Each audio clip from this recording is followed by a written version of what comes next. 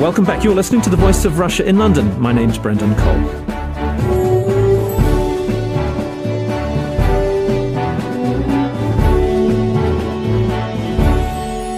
2,000 pages long. If you dropped it on your foot, it would certainly hurt.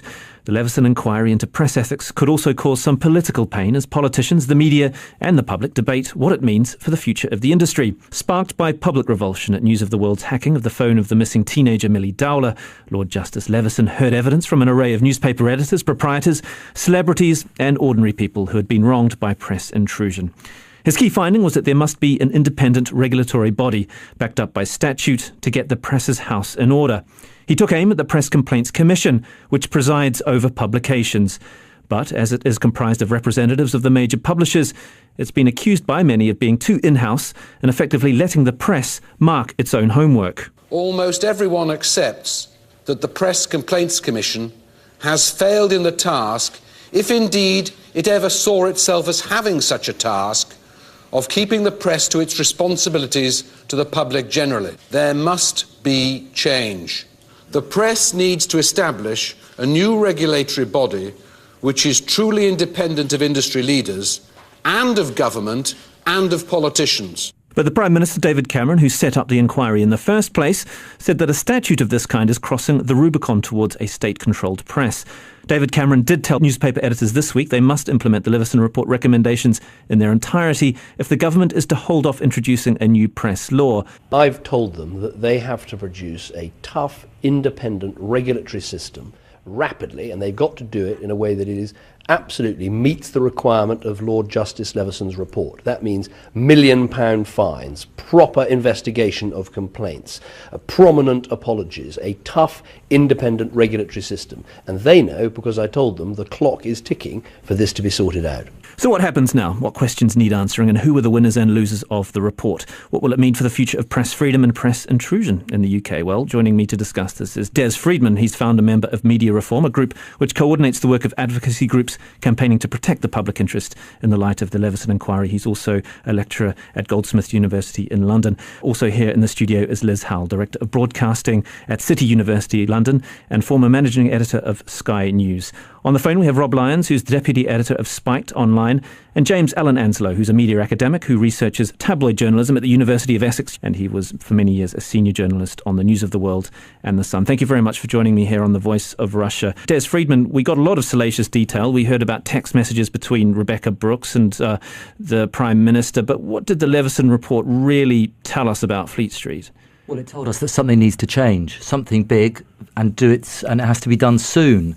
And that's exactly the message, which it seems to me is being fudged by the talks that are going on at the moment amongst the editors, who say they are committed to introducing this sort of change and committed to putting the principles that Leveson has recommended into practice, but ignoring the one central recommendation, which is there has to be, in order for there to be change, some kind of statutory underpinning of this. So you have this 2,000 pages which talks about some of the horrors that were done to ordinary people, wrecking their lives in some cases, and that the one recipe, the core of the recipe has to be, we have to have some kind of new independent self-regulatory system in law. That one lesson does not seem to have been learnt by the editors as they meet. Liz Howell, did anyone come out of this report very badly? Because it seemed that very few people were strongly criticised. I think everybody came out of it fairly badly. There's lots of interesting things in the report if you dig in, which don't reflect very well on anyone. In fact, I think perhaps one of the cleverest things that Brian Leveson has done is to get on a plane and fly away to Australia at this point and leave everyone else to argue about what he really meant. There's a great deal of confusion about this so-called statutory underpinning. Personally, I hate the phrase underpinning because it sounds like something I would go to Marks and Spencer's for. I don't really know what it means. I don't know where the statute comes in. I don't know what the difference is between, say, a statute and a law. I don't know whether this body is going to be implemented in law or whether the body that implements the body is going to be controlled by law. In fact, I've got to the stage now of thinking, who guards the guardians, who guards the guardians, who guards the guardians. So I do think we need some clarity, and I suspect that David Cameron is exploiting all this confusion at the moment to try and make sure that he gets everyone on side. Rob Lyons, I'll turn to you. Do you see it that way? Do you see David Cameron exploiting this confusion? I guess the report wasn't really that critical of him. It was a little bit critical of Murdoch. It wasn't too critical of the police, which people were expecting it to be. It seems that the Leveson report didn't really want to pick a fight with anyone. I mean, what do you make of that? The very existence of the inquiry and the very terms in which it proceeded was actually kind of essentially a foregone conclusion in terms of what the report was going to produce, and the fact that it may or may not be specifically critical of individuals or organisations is neither here nor there. This was a show trial for the tabloid press. It was the elite of the country saying, we disapprove of you and now we want to rein you in and we want to bring you under control. And whether it's guardians of guardians of guardians, as Liz was saying, ultimately what Leveson is demanding is that the law should be allowed in some way, perhaps at arm's length, to regulate what gets printed in Britain's newspapers. And I think that is a really serious problem. And the people who lose out from that are the readers of those newspapers. James Alan Anslow, I mean, what did you make of his finding about this idea of an independent regulatory body? That's fair enough, isn't it? Because the Press Complaints Commission, which has been monitoring things up until now, they're marking their own homework, and there does need to be some kind of change. To be honest, I think it completely misses the elephant in the room. It's completely ignored the whole business about what is the press, where do we get our news, and where do we read it. In 2,000 pages, there was one page that covered the internet. And I think this is ignoring the single most important thing that's going to be affecting the press, whatever that is now. It talks about it wants to get significant news publishers on board for this thing. But who are significant news publishers? A newspaper like The Independent that sells 80,000 copies a day? Or shouldn't it be including Huffington Post and other serious websites with many, many more readers? You're listening to The Voice of Russia. We're discussing the freedom of the press in the wake of the Leveson inquiry with Des Freedman from Goldsmith University, London, and founder member of Media Reform, Liz Howell, Director of Broadcasting at City University, London, and former Managing Editor of Sky News. On the phone, Rob Lyons, who's Deputy Editor of Spiked, and James Alan Anslow, a media academic researching tabloid journalism at the University of Essex. Des Freedman, do you find it odd? I mean, that of the 1 million words that was in this thumping report, only 1,000 or so, I think one page, dealt with online, dealt with Twitter, dealt with social media. There seems to be a degree of naivety in how the media is developing, and this certainly won't mean that the report will be future-proof. I think there's a willful misreading of the situation. I mean, he's not naive about this. What he is saying is, there are still such institutions as dominant news sources. Most people still get their information from television news. We know that the press, the old print press, still have a very important role in setting the agenda. So they are not marginal. The fact is, what he's talking about is the responsibility of large organisations, and what his recommendations are just as appropriate to online as offline. It's not about going after individual bloggers. It's about saying that the largest news organisations, whether they are online or offline, have a responsibility. And I think that just to say that it's the elephant in the room is simply the absence of the internet is actually, for a start, it's forgetting the other, even bigger elephant in the room, which is about the problem of concentrated ownership. That, for me, is a much more significant issue, which he raises, but really fails to make any robust conclusions about. But he doesn't actually, in his report, make any strong criticism of blogs, and Twitter weren't actually named, and in fact, he dismissed them. No, but the point is that what kind of institutions amplify those individual voices? And he is saying that effectively, whether we like it or not, what happens on what we used to call Fleet Street is still incredibly significant. And so if we set ethical guidelines, if we try and put into practice a framework which will reward good journalism, then actually why not have, and there are lots of incentives for this, he is saying that it may be that the larger online organisations may want to come into this tent. Liz, how do you see it that way? Do you see that the press is still, I mean, with dwindling sales of hard copies of newspapers, and perhaps, potentially in the future, newspapers like The Guardian maybe just completely being online offerings, do you see a report like this being able to deal with the future of the industry? Lord Justice Leveson's remit was not to deal with the whole of the press and the communications industry and where we get our news from. His remit was to deal with the the unfair and really quite wrong things that were perpetrated by members of the press. You do not get bloggers hanging around outside people's houses or pushing money through the letterbox or making terrible allegations that members of the public feel ruin their lives. At this stage, you do not get that from bloggers and so on. This was about bad behaviour bad and really unpleasant behaviour by members of the press, and that's what he was dealing with, and that's what he dealt with. To say that because he hasn't dealt with the internet, he's somehow making it difficult for newspaper owners is absolutely irrelevant. Newspapers are a commercial activity. They stand and fall by how many copies they sell. If they're going downhill, that is not the concern of Lord Leveson. If they're financially going downhill, that is not the concern of Lord Leveson. His remit was to look at bad behaviour in the press and the outrage that very many people felt about it, and that's what he did. And I think it's perfectly right that there was minimal about the internet in this report, because it was not about the internet, and that's not what he was set up to do. And it was most definitely not his job to try and put into place some sort of process which would protect the commercial interests, which are the large newspapers. Well, over the finer detail of his understanding of the press, I'll turn to James Allen Anslow. You worked as a senior journalist for The Sun and News of the World for many years. What did you make of Lord Justice Leveson's understanding of the press and how it operated? I mean, he called for no more off-the-record briefings between police and journalists. I mean, what did you make of some of the finer detail of his recommendations? I had to conclude that there was a huge, on his part, a very naive failure to grasp how journalism works. Journalism in general, let alone tabloid journalism. That everybody who works within journalism or journalism educators know that journalists are not public relations communicators. The way journalists get their news is very often at the margins. It is very often by off-the-record conversations. I'm no fan of the lobby, for example, the way that British journalists are given stuff unattributably by the government. But it does play a part, and I think we ought to.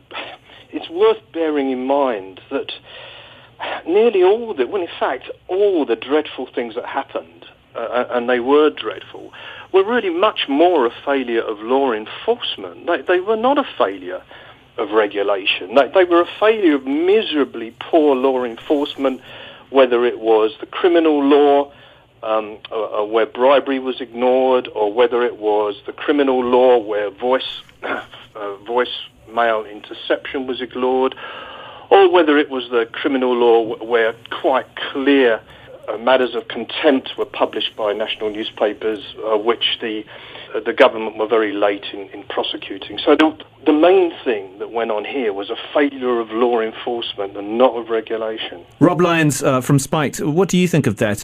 Was it a failure of law enforcement? It seems like law enforcement's relatively effective in that the 90 people have been charged under existing legislation over illegal behaviour, illegal hacking.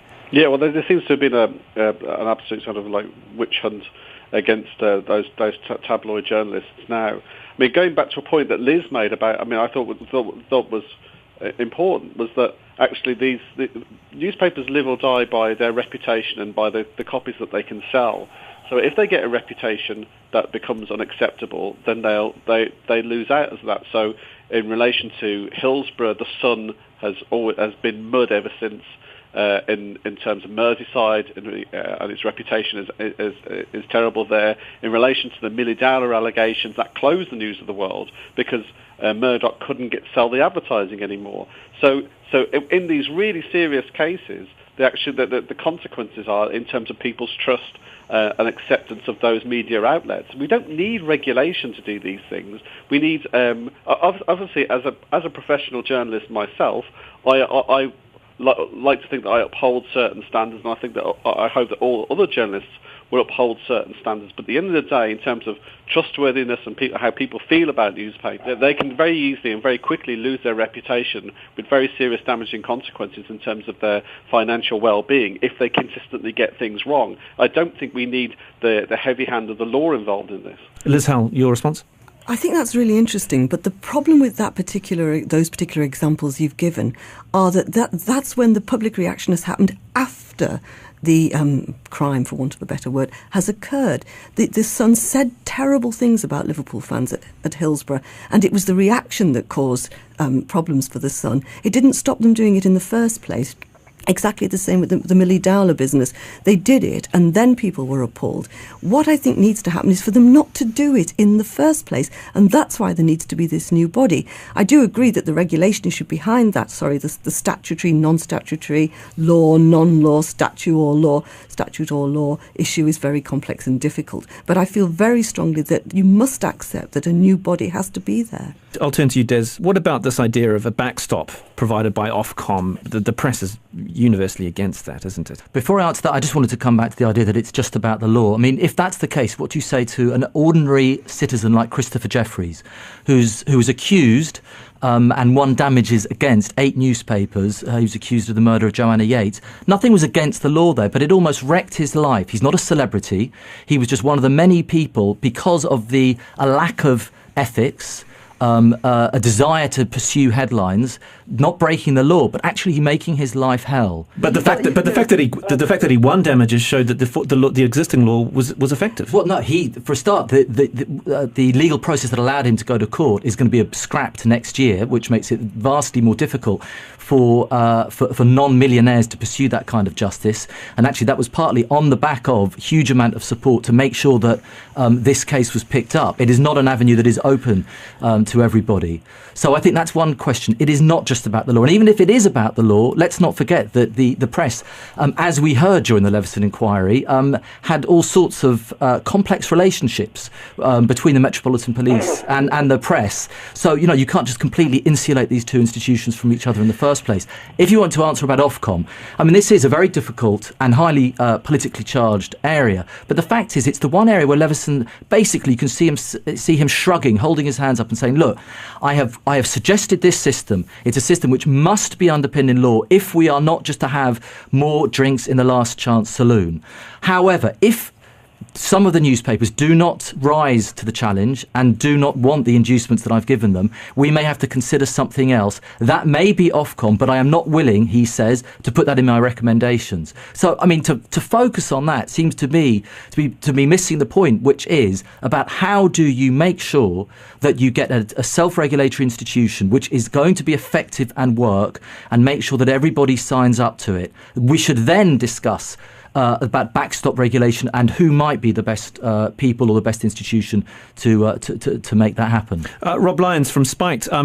Basically, when David Cameron greeted the news of this report, he said he virtually rejected it. So newspaper editors had nothing to fear, it seemed, initially. Yet what he said yesterday was that he's given them until Thursday to come up with some kind of understanding. Do you see that that's going to be very likely, that the editor of the Daily Mail is going to agree with the editor of the Express and the editor of the Sun and the editor of the Telegraph to come to some kind of agreement? It's hard to imagine, but I think given the political pressure that's on these editors, then that it's entirely possible. Nothing should be ruled out. But it just shows that David Cameron's principles don't stretch very far, and that he's quite happy for there to be some kind of regulation and restrictions on, effectively, I think, restrictions on the free press, even if that it won't be statutorily underpinned. I mean, but it seems to me that actually what's happening here could potentially be that a bunch of editors, who they're not accountable to me, could be effectively making up rules that will eventually apply to much more widely than them themselves, and I think that's a real problem. I think that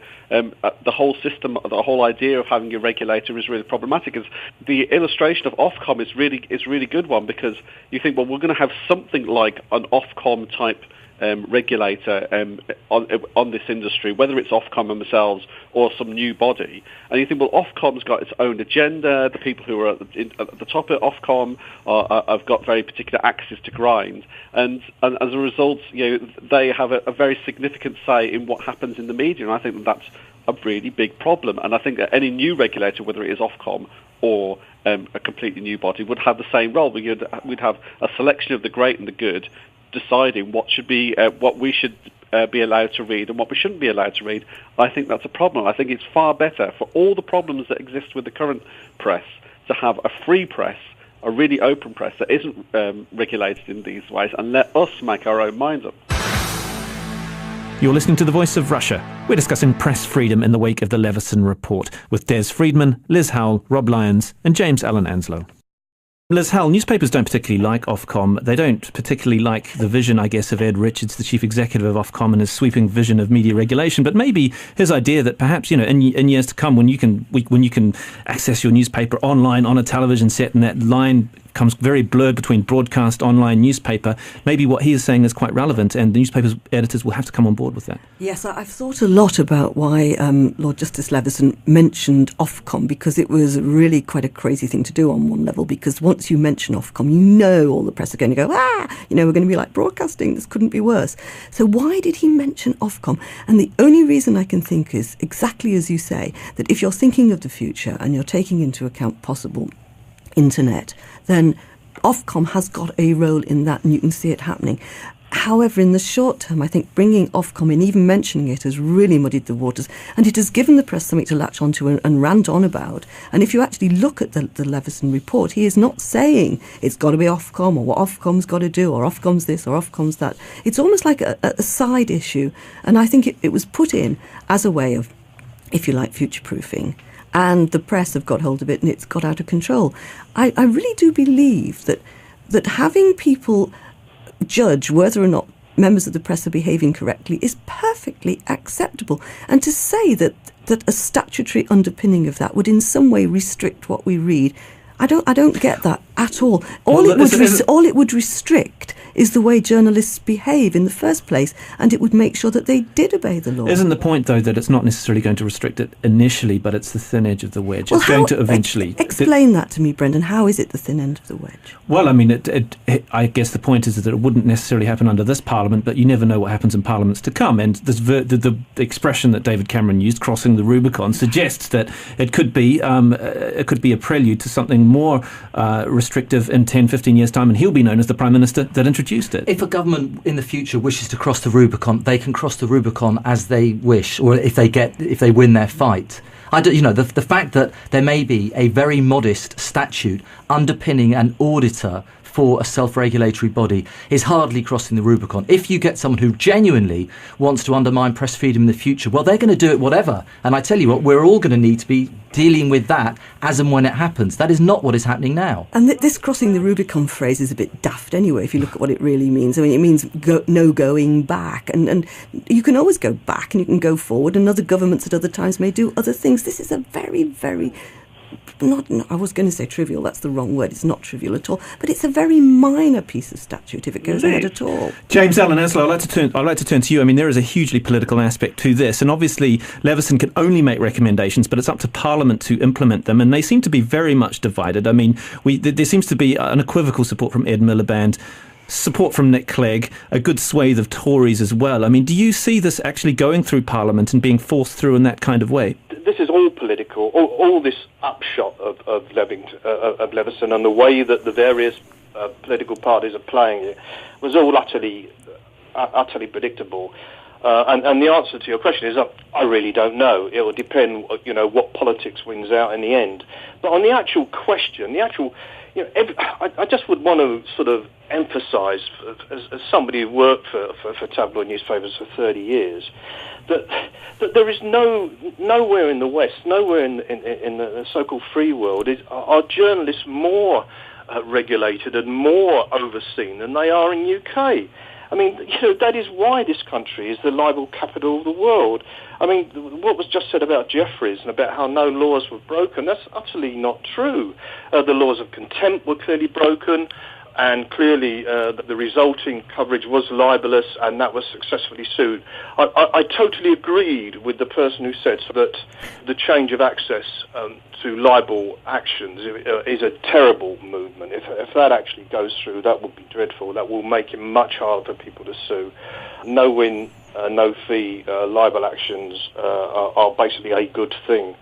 I think one of the good things that may come out of all this, I think, is the idea, which is kind of implied, of kite marking. There's going to be more and more people running proper outfits on the internet, proper bloggers. People seem to think bloggers are weird guys in bedrooms. I'm talking about real bloggers like Guido Fawkes and so many others.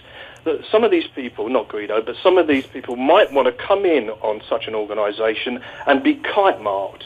And so that PCC2 might become a self-regulating, kite-marking kind of banner, as it were. Well, I'll take that too, Rob Lyons. Rob Lyons, what do you think of that? I think the kite marking thing's really dangerous as well. And James raises a very interesting point about the libel laws, because one of the things that hasn't had a great deal of attention is Leveson's proposal that those who accept regulation and join this body will be continue to have the protection against of being able to get their legal costs back if they're ever sued for libel, and those who do not will lose that privilege. And that gives opens up a real possibility of lots of spurious libel actions against all sorts of media organisations. I mean, an organisation like Spiked, we're pretty small. I mean, so the idea of having to foot the bill for legal costs of any description, even if we've got our journalism right, would be a real worry to us. So that's actually possibly more of a threat than the regulator that's getting all of the discussion. We're running out of time, but Des Freedman, I'd just like to get your view on the victims of phone hacking. Will they take any solace from this report, do you think? As it stands, they seem pretty depressed about what's happened. They had very high expectations. They broadly welcomed the report, although as in the last week they've also read the detail, and I think they've been slightly underwhelmed by it, but nevertheless broadly sympathetic. But they were completely demoralised by Cameron's reaction. And then when they see a bunch of editors getting together, trying to come up with a gentleman's club for the press, which will make no significant difference, I think that they were hoping for a lot more than this. Liz Howell, there's been 7 reports since 1949. Do you think this one will make any difference? Yes, I think it will, but I think that the huge problem at the moment is the confusion about what this statutory underpinning actually means, and I think that's the most difficult thing about this report, because that's the one thing that people are latching onto and getting terribly hysterical about, and I think that has got to be clarified in the next few days. And I think, as I've said before, that David Cameron is playing it very clever, because he started off by saying, oh, no statutory regulation of the press, we need a free press. But what is being suggested by Leveson doesn't, it seems to me, in any way impinge a free press. So I really want to know where this is going legally. I think that is going to be to say that it's exciting might be going a bit far, but the most interesting development in the next week. James Allen Anslow, have prospects for press reform been enhanced by Leveson's recommendations? I think they've been enhanced, but my big warning would be beware unintended consequences. And my second point would be, I hear everything that's been said, but frankly, one page out of 2,000 on the internet was absurd and misses the main thing that will affect the press. Rob Lyons, Leveson mentioned he didn't want to see a 9th report. Do you think there might be one in years to come? Well, I'm very worried that this report will have an impact, and that what we'll end up with is a blander and less free press that will be less able to hold the great and the good to account. I mean, for all the puerile and problematic nature of some of the reporting out there, I think that it's much better to have a free press that's not regulated by the government or by the great and the good, and I think that that's a very real possibility and a very real danger now. Well, sadly, we've run out of time. We'll just have to leave it there. I'd just like to finish by thanking my guests. In the studio, Liz Howell, Director of Broadcasting at City University London and former Managing Editor at Sky News. Also here in the studio, Des Freedman, founder of Media Reform, which coordinates the work of advocacy groups campaigning to protect the public interest in the light of the Leveson inquiry. On the phone, Rob Lyons, Deputy Editor of Spiked, and James Allen Anslow, media academic, researching tabloid journalism at the University of Essex, and a former journalist on The Sun and News of the World. Thank you for joining me, Brendan Cole, on The Voice of Russia in London.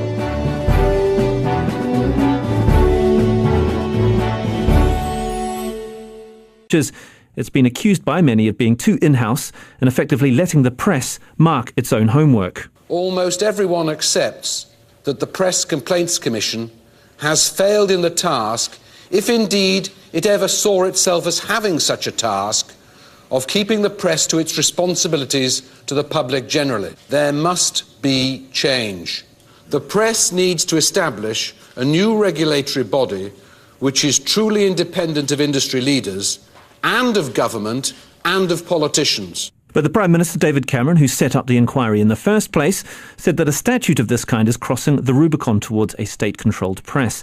David Cameron did tell newspaper editors this week they must implement the Leveson report recommendations in their entirety if the government is to hold off introducing a new press law. I've told them that they have to produce a tough, independent regulatory system.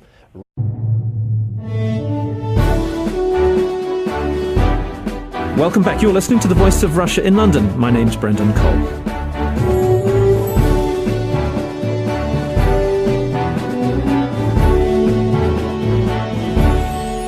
2,000 pages long. If you dropped it on your foot, it would certainly hurt.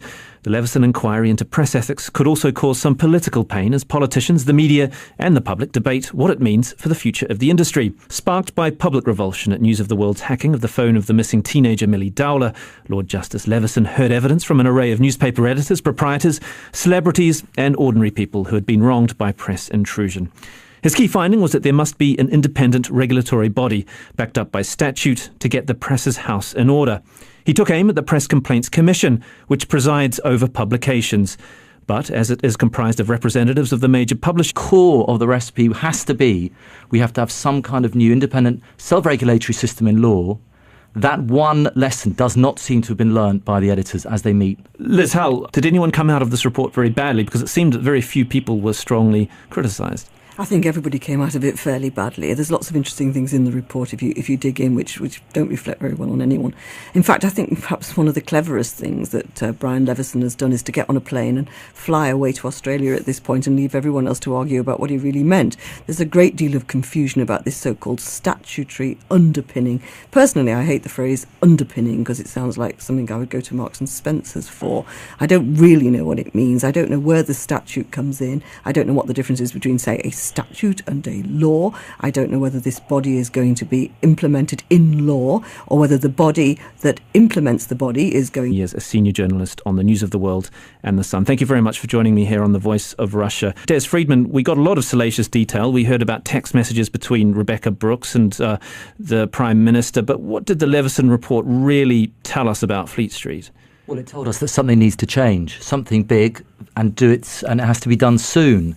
And that's exactly the message which it seems to me is being fudged by the talks that are going on at the moment amongst the editors, who say they are committed to introducing this sort of change and committed to putting the principles that Leveson has recommended into practice, but ignoring the one central recommendation, which is there has to be, in order for there to be change, some kind of statutory underpinning of this. So you have this 2,000 pages which talks about some of the horrors that were done to ordinary people, wrecking their lives in some cases, and that the one recipe that rapidly, and they've got to do it in a way that it is absolutely meets the requirement of Lord Justice Leveson's report. That means £1 million fines, proper investigation of complaints, prominent apologies, a tough independent regulatory system. And they know, because I told them, the clock is ticking for this to be sorted out. So what happens now? What questions need answering, and who are the winners and losers of the report? What will it mean for the future of press freedom and press intrusion in the UK? Well, joining me to discuss this is Des Freedman. He's founder member of Media Reform, a group which coordinates the work of advocacy groups campaigning to protect the public interest in the light of the Leveson inquiry. He's also a lecturer at Goldsmiths University in London. Also here in the studio is Liz Hull, Director of Broadcasting at City University London and former Managing Editor of Sky News.